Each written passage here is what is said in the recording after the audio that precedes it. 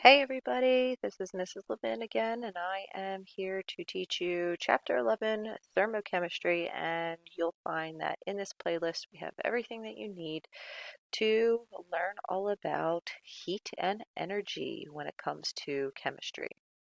All right, so one of the things that we went over in the beginning of the year is that chemistry is the study of matter and the changes that they undergo. And sometimes when those changes occur, there are heat and energy changes. And that's where we get this term thermochemistry. Okay, thermo meaning the heat, but heat is always thought about as, getting hot. It has that connotation, that association with it. So we're going to try to use the word energy now instead of just heat. All right, so what is energy? Energy is the capacity or the ability to do work. When you have a lot of energy, you could do a lot of stuff. If you have low energy, not so much, and you're just laying on the couch. All right, when it comes to energy, there's two main kinds. There's going to be your potential and your kinetic energy. All right, we all know what your mom and dad say. Oh, you have so much potential, kid.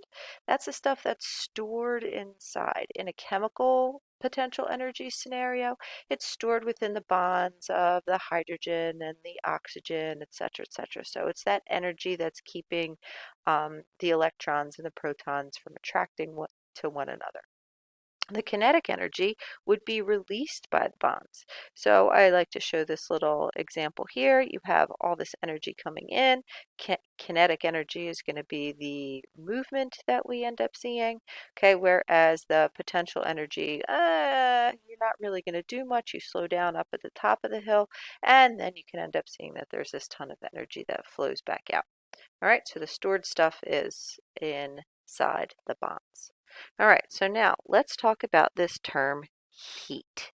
All right, heat, heat, heat. Heat is given the symbol lowercase q. All right, and that means that we are actually talking about the heat quantity. Okay, and the quantity is how much of the heat is going to be inside. All right, so energy transfers from one object to another, and it often goes from high energy to low energy, very similar to what you saw with diffusion in biology class. All right, so if you have um, a glass of iced tea, all right, and it's going to be a hot summer day. All right, what is going to happen to this iced tea? All right, well, the energy is going to go into it from the hot sun and it is going to warm up. All right, what would happen then on a cold day when you have a cup of hot tea? Well, if you have a cup of hot tea where you can see all the steam coming off, it is going to flow out and it is going to flow from high to low, and you're going to see that this is going to cool down. All right, and that's exactly what we are measuring with heat. Okay, there's really only these changes in heat that can be detected. A thermometer doesn't tell you how much energy it has, it tells you the relative difference in energy between the thermometer and what it is that you are trying to figure out. All right, so you might see heat quantity expressed as Q. You might also see it expressed as this delta H. All right, the Greek letter delta means change. So this is the change in enthalpy. And this is a really important word to pay attention to, okay? Enthalpy is a scientific term to describe heat. It is that heat content of a system.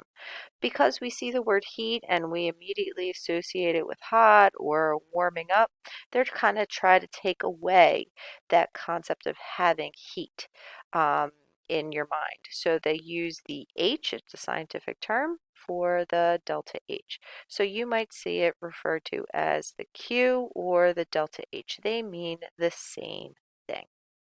All right, so what can we talk about with our thermochemistry that we've already seen? One, we already know that there is a law of conservation of mass and matter, and now this applies to energy. Okay, this is something that you'll study next year in physics a lot. Okay, energy, heat, mass, matter, you cannot create it or destroy it. It's just merely absorbed or transferred or lost or given to the surroundings from the system.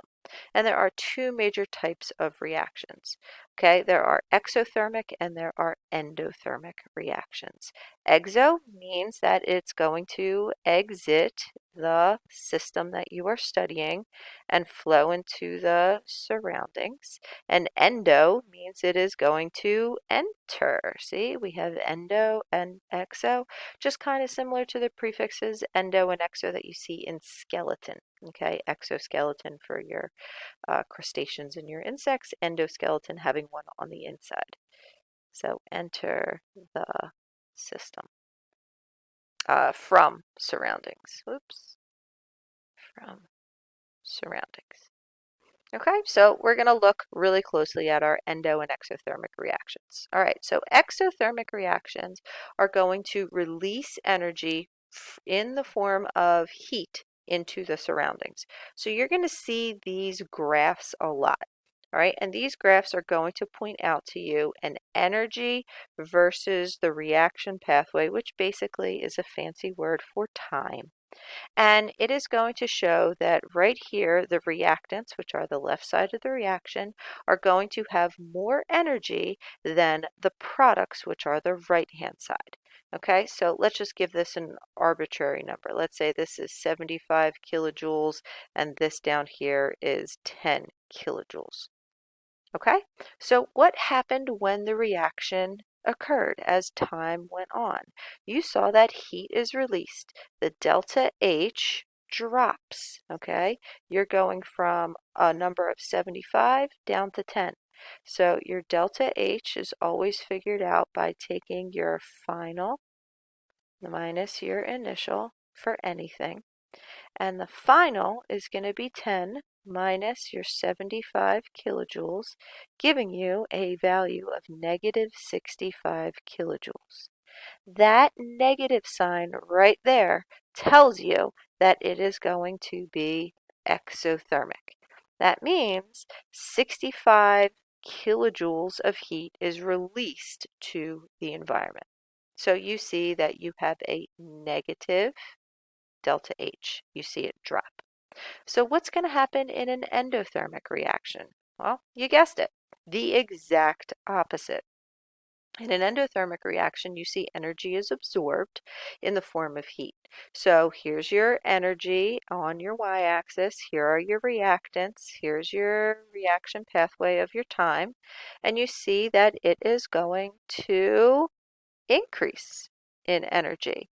It might go from 20 kilojoules up to 80 kilojoules. So what's the delta H going to be if we do final minus initial again? Well, it's going to be 80 kilojoules minus 20 to give us positive 60 kilojoules of energy. Delta H will always be positive. Heat is going to be absorbed. All right, so what does this look like? In a thermochemical equation, you have your regular chemical equation like we saw in chapter 8, but now we're going to add the heat. We're going to add the enthalpy, that heat content. In an exothermic reaction, heat is released. It is produced, so it's going to be on the product side, and it's going to be over here. Okay, in an endothermic, heat is absorbed. That means that you need to have it in order to make the reaction. So you're going to see the heat on the left side of the reaction. Okay, examples of this. 1 mole of carbon and 2 moles of sulfur make 1 mole of carbon disulfide. So that's carbon plus 2 moles of sulfur make carbon disulfide. It has a delta H of positive 89.6. I'm adding that to my reaction. So it's going to be endothermic. So I'm going to add my 89.3 kilojoules to the left-hand side. To the left, to the left.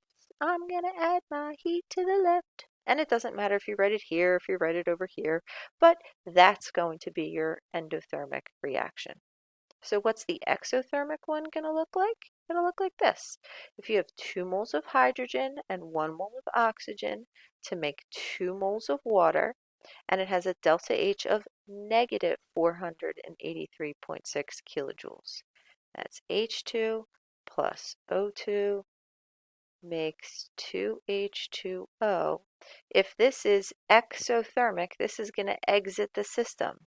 And I'm going to put this over here. But notice, this plus means and. This negative sign doesn't mean that this is a negative value.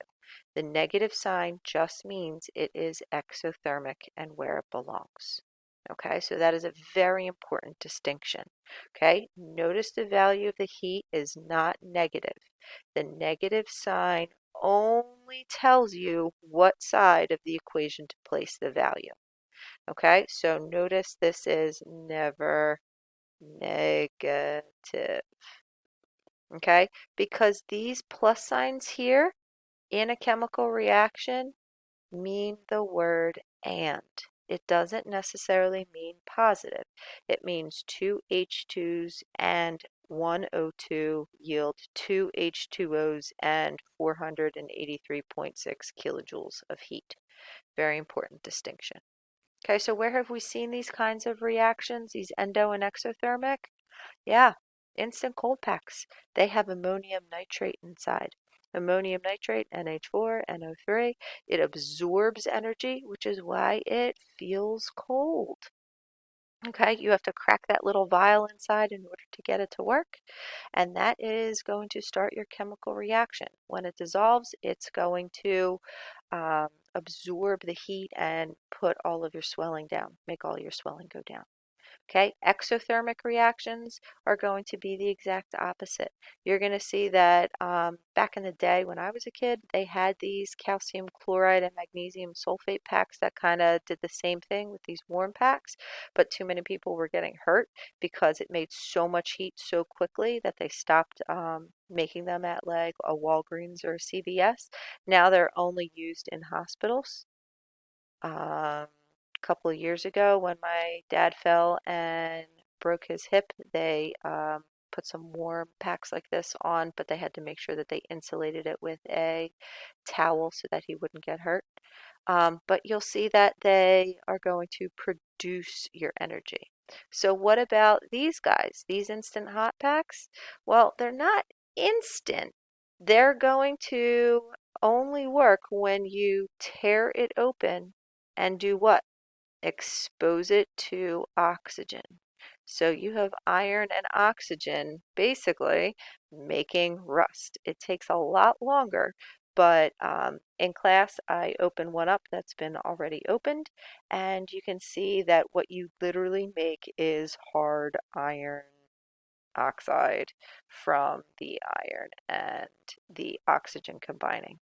And it's a really long exothermic process, but it does work, and somebody is making millions of dollars watching iron rust. All right, so that is your thermochemical equations. Bye bye.